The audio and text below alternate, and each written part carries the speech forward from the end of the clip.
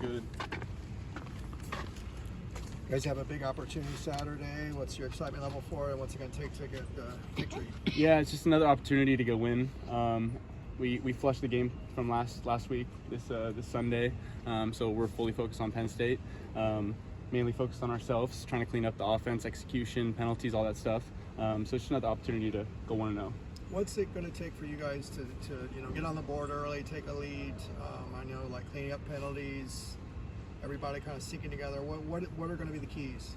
Yeah, I think starting off strong, and I know Coach Skip has mentioned that. That's the biggest struggle for the offense right now is getting on a high note at the start of the game. So if we can eliminate any penalties, any negative plays, and if we can execute on first down, set ourselves up for second and third, I think that's the best chance we have for starting off the first half with some good execution. We saw once you got rolling, that things kind of clicked in. Do you feel like, if you get that early touchdown or whatever, you can kind of snowball? Oh, 100%. I mean, the momentum is real. Once we felt it. Got that 2-point conversion right after the touchdown, and then the defense had an amazing stop. So the momentum was there, and if we can have that feeling in the first half, I think we'll set ourselves up for some success. It's been a lot of games of one half of consistent offense. Yeah. For you, why do you think that is the case this season so far? Yeah, I think part of it is some guys are overthinking things, including myself. We just have to do our job, and it takes 1 out of 11 of us to each execute at our highest level. So I think, and you hear it all the time, and I know I keep saying it, but execution is the biggest thing. And the way we do that is toning in to the snap count, blocking the person we need to block to, run the right routes, be in the right area, to give Nico the best chance to get the ball to us and execute. How has Tino changed from week 1 now to week 6? He's the same guy. That's what I appreciate the most about him. He's the same guy, same coach, as passionate as it gets, and he's pushing us hard every day, so I appreciate that. You mentioned it just a while ago, the redundancy about execution. Yeah. How hard is that to, continue to keep at the forefront of your minds and not let it, I guess, get stale and feel like, it's being beaten into you guys, but it's not necessarily producing results? Yeah, it doesn't feel like it's getting beaten into us because we as players know we are struggling execution-wise. So it's not like we're executing, but we're being told to execute more. We're clearly not executing at the high level we need to. So we don't feel pressured to execute more and more so each week. We know at what task we need to have. And so now that we're in Big Ten play, the competition only gets harder. So we need to really lock in, tune into the details, and put our best foot forward. How much confidence do you guys have going up against Penn State, knowing that last year you went into their place and gave them a pretty good fight for most of that game? Does that remove a little bit of the mystery around a team of that quality? Me personally, I wasn't there when we played. I was hurt, but I was watching the guys on TV, and I was impressed. And I think the biggest key this week is focusing on ourselves. Penn State is a talented group, especially that defense. They got a really good defense, but I think right now we're focusing on executing personally because we're hurting ourselves on the offense, and so they're a really good group of guys, and I don't feel like we have any pressure on us as far as executing against a Penn State that's ranked. It's more so how does UCLA offense execute as a whole.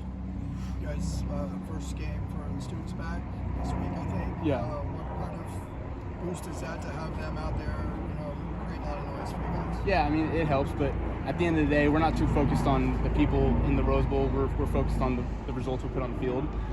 But it does help having the students back and bringing the energy. So we appreciate having the whole den out there and rooting us on. So it helps. And on top of that, when we have momentum, crowd gets louder for them, quiets down for us. I mean, it just helps as a whole team. Looking at film, what is the difficulties facing a defense like Penn State? They're physical. They're big up front. They're physical, and they're in the right area, so they don't have too many mental errors. So we just got to kind of capitalize on our opportunities when we get the ball in our hands and see how that goes. You mentioned capitalizing opportunities. Skipper brought up, the red zone numbers, right? Yeah. Settling for field goals. Yeah. What's got to be done down there to translate into touchdowns? Yeah, I mean, first and foremost, no penalties. We can't go back outside the red zone, but when we're in the red zone, I think we need to come off the ball, and then it's a lot more condensed down there. Yeah. So tight coverage, so contested catches, just coming down with the ball when the ball's in the air, and in the run game, just getting off the ball, driving, and getting in the paint. How involved are you in the run run game blocking, and what can you do to help there? Yeah, I mean, as a tight end, you're in the run game, pass protection, so you're like a Swiss Army knife. And me personally, a big emphasis this offseason was run blocking. I'm comfortable in the pass game. I've been comfortable since I've been here in the pass game, coming as a wide receiver. So especially coming off the injury, it was a whole year without blocking anyone. So when I got a chance to kind of start in fall camp blocking people, I wanted to work on my footwork, and against bigger guys like the Big Ten front seven, I think the most critical part is your footwork. So if you could stay low, wide base, and get the first 2 steps in the ground, you'll set yourself up. So that's the biggest thing I'm focusing on every day, every game, trying to improve in that direction. And we spoke to Rico earlier. You obviously know what Oh, yeah. personally know what that's like to have to come back from injury. What was it like just seeing him not only come back but also contribute the way he did? Yeah.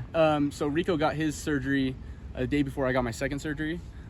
So we were catching rides together with our cast brace on.